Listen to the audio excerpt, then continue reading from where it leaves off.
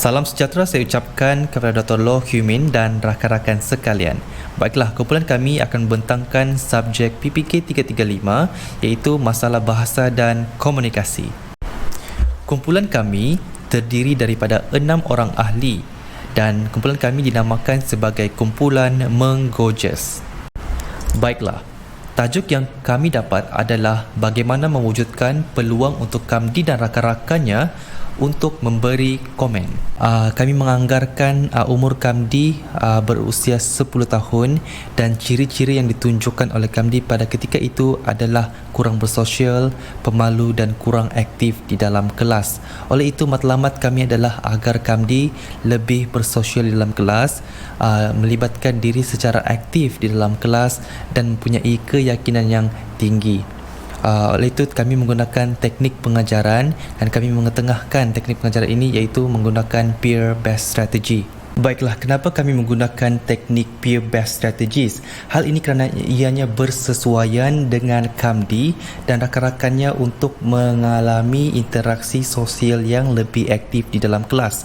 Hal ini juga kerana kami ingin matlamat tercapai di mana Kamdi akan lebih bersosial dan aktif dalam penglibatannya di dalam kelas. Oleh itu, segala aktiviti yang akan dicadangkan ini adalah menggunakan strategi peer-based strategi di mana melibatkan komunikasi yang lebih aktif dan di antara rakan-rakannya. Oleh itu, kumpulan kami telah menghasilkan 3 objektif. Yang pertama, Kamdi dan rakan-rakannya boleh memberi komen terhadap lukisan yang mereka hasilkan. Yang kedua, Kamdi boleh meniru kawannya memberi komen tentang rasa masakan di kelas semasa aktiviti memasak. Dan yang ketiga, iaitu akhir sekali, Kamdi dan rakan-rakannya boleh memberi pendapat tentang tanaman di luar kelas. Oleh itu, bagi menjawab objektif yang pertama, kami menamakan aktiviti ini sebagai drawing chit-chat. Untuk melaksanakan aktiviti ini, kami memerlukan bahan-bahan seperti kertas lukisan A3, warna air, krayon, guru pembimbing, murid-murid dan gambar bunga sebagai contoh. Baiklah, cara pelaksanaan aktiviti ini, guru mengedarkan bahan-bahan lukisan kepada murid. Guru meminta murid-murid untuk melukis gambar lukisan seperti yang ditunjukkan di papan putih iaitu gambar bunga. Selepas melukis, guru minta murid-murid untuk mempersembahkan lukisan dan meminta mereka untuk memberikan komen sesama mereka. Jadi strategi yang digunakan dalam aktiviti ini adalah strategi berpusatkan murid. Seterusnya, bagi menjawab objektif yang kedua, kami telah memilih aktiviti membuat kuih onde-onde di mana ianya untuk menggalakkan murid-murid untuk memberi pendapat. Seterusnya adalah cara pelaksanaan membuat kuih onde-onde ini di mana guru akan menunjukkan bahan-bahan dan juga langkah-langkah untuk membuat kuih onde-onde ini kepada murid-murid. Oleh itu, aktiviti ini adalah berpusatkan guru. Bahan-bahan yang diperlukan untuk membuat kuih ini, yang pertama 2 cawan tepung pulut, 2 sudu besar tepung gandum, 200 ml jus atau air pandan, pewarna makanan yang berwarna hijau, gula melaka ataupun gula gabung, 1 cawan kelapa parut dan juga 1/2 sudu kecil garam. Seterusnya adalah langkah-langkah di mana guru-guru menunjukkan langkah-langkah untuk membuat kuih onde-onde. Yang pertama adalah guru menyediakan bahan-bahan di hadapan murid.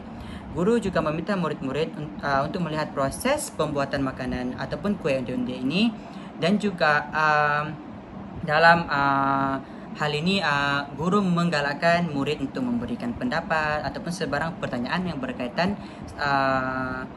pembuatan ataupun proses pembuatan kuih onde-onde ini berlangsung. Selepas proses pembuatan kuih oleh guru, kuih akan diagihkan dan juga guru meminta murid-murid untuk memberi pendapat berkaitan dengan rasa, tekstur dan juga sebagainya terhadap kuih onde-onde ini. Oleh itu, aktiviti ini dapat dirumuskan untuk menggalakkan respon ataupun komunikasi daripada murid kepada guru berkaitan kuih onde-onde ataupun cara dan juga proses pembuatan kuih onde-onde ini. Itu sahaja daripada saya. Sekian, terima kasih. Terima kasih kepada pembentang sebentar tadi.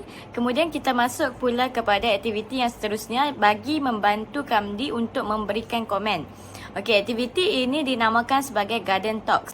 Okey, cara pelaksanaan aktiviti ini adalah dengan memperkenalkan jenis tanaman kepada murid-murid. Okey, guru boleh membawa murid-murid ke luar kelas dan memberi mereka untuk melihat pelbagai jenis tanaman yang ada di luar kelas dan memperkenalkan kepada mereka tanaman-tanaman serta warna dan juga bentuk tanaman tersebut.